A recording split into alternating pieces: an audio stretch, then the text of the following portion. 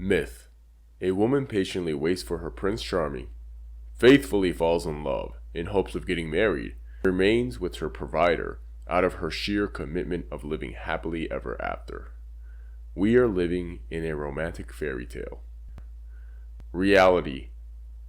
Women desire the contradiction of a high testosterone boisterous alpha male, while in the same breath desiring the button-down gentleman provider, where the maintenance of commitment only exists out of the fact that she cannot currently do better. That is until children are thrown into the equation as an anchor.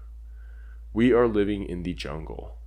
Cultural longevity is predicated on the idea of the battle of the sexes, where credible and strong men have their way. For the majority, Valentine's Day is a day to work upon our sexual pursuit under the whim of romanticism and materialistic tribute that ran in parallel to the 14th century notion of courtly love.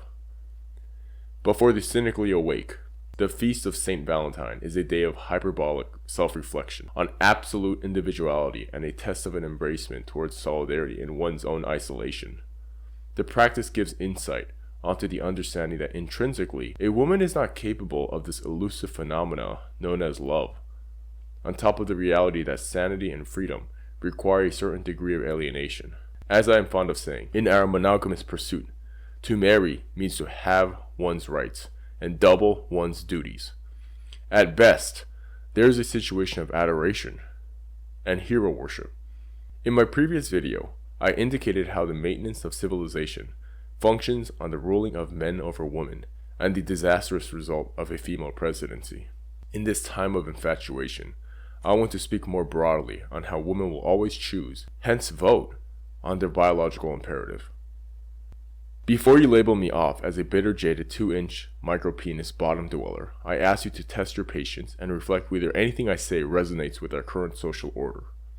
Better yet, grab your closest peer and walk into any local bar to watch the loose cannon behavior of the modern American woman.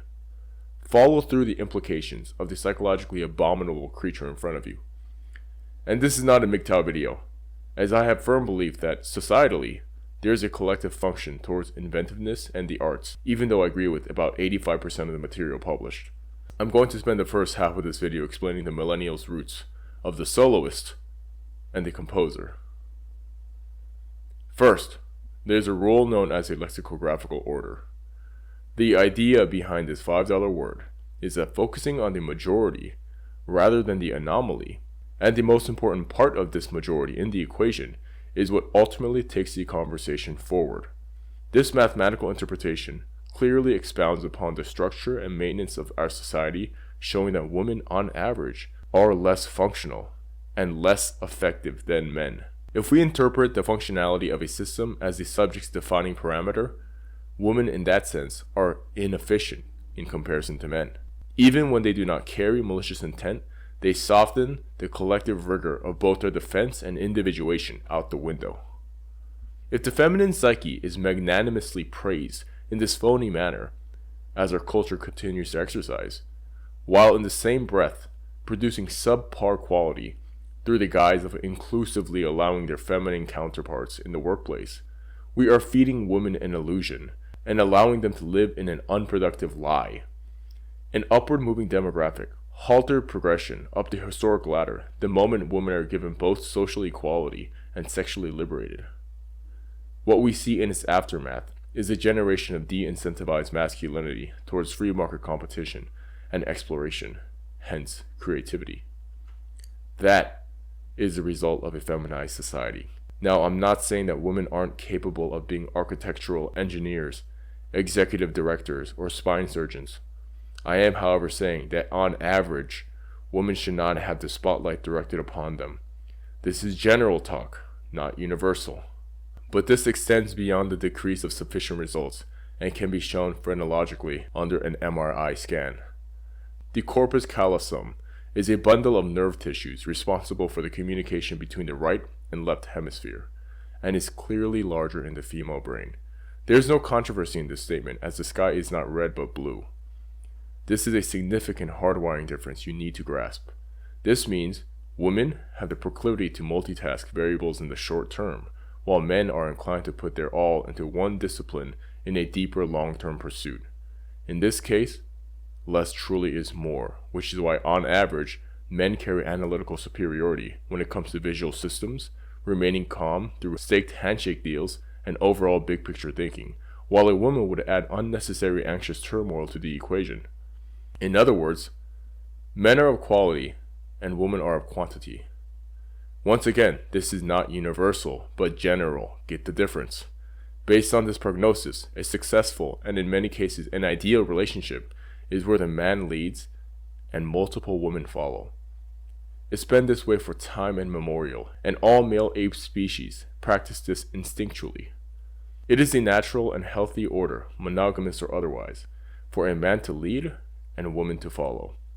It explains why, to all evolutionary psychologists, the feminist ideology, brainwashing women in their 20s, is a direct attempt to fight this natural order by a crop of women who have low marketing value in the sexual pecking order. They are running uphill rather than working upon their amenities or changing their diet. And with the support of a large number of weak, subservient men who've experienced no rite of passage in their masculinity or have an adequate understanding of history, they are reaching its peak. Men are genetically equipped to lead for the benefit of women. Half of you listening now reflected the sentiment of obviously, as every mechanic, pilot, crane operator, roofer, lumberjack, and electrical repairer you've met has been a man. But this is the shadow we are living in. Now, what I want to explore is this state of contradiction held by the modern gal, primarily in the West, where they are fighting their nature out of the male allowance of being inclusive. Herein lies the problem. The notion of romantic love can only exist in a circumstance where 1. Women are financially dependent, which is an ever-decreasing reality as our society becomes more egalitarian, and 2. Show a semblance of gratitude and recognition towards the social setup itself. While we all recognize who the initiators are in a conversation, very few appreciate that men must not only impress and provide for the woman, but demonstrate his ability to continue to do so. In our obsession with novelty and appearing diverse, we are reversing the very social order that garnered us the freedom to explore these alternative realms in our psyche. The modern dating scene itself has become a misandrous echo chamber, where a woman is far too busy sitting unimpressed and disinterested to realize all she likely has to offer are 3 holes.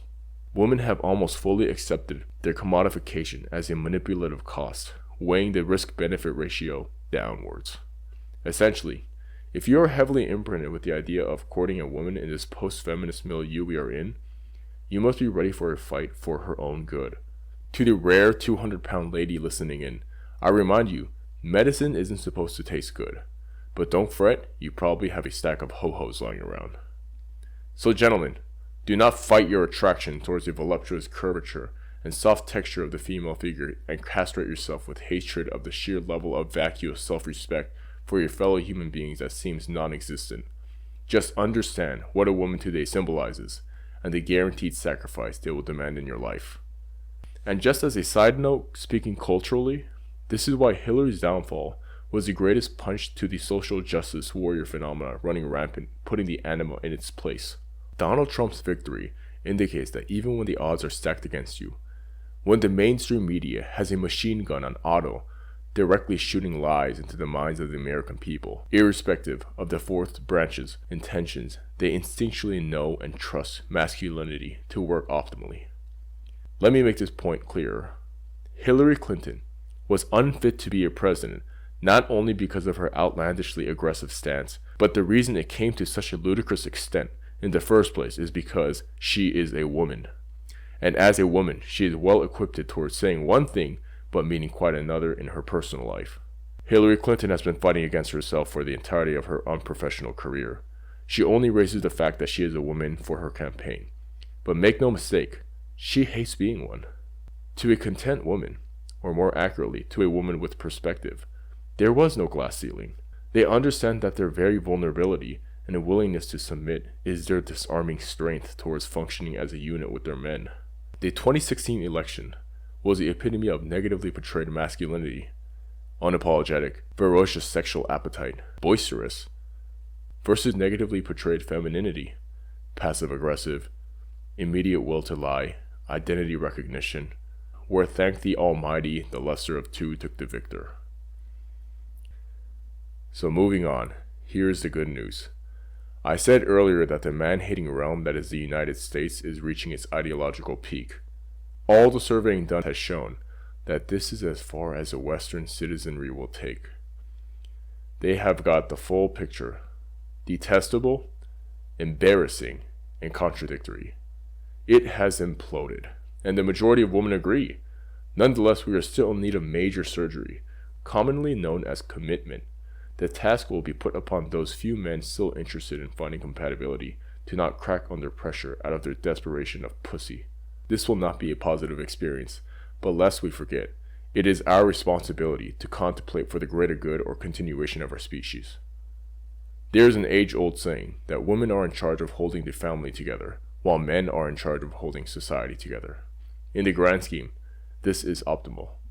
And as chemically entwined, irresponsibly promiscuous, and pornographically brainwashed the upcoming generation may stand, a man must take it upon himself to be the head, not only for his woman, but for his community. So take upon this time of quote-unquote love to seriously reflect where you stand with the daunting task ahead. It is evident that for the majority, the notion of intimacy has gone haywire towards underlying compensatory feelings for the greater absent parent. Ask whether you're ready to work assiduously against the passing of this instability. We've got a long road ahead, gentlemen, but make no mistake, be forever alone or be the captain of your ship.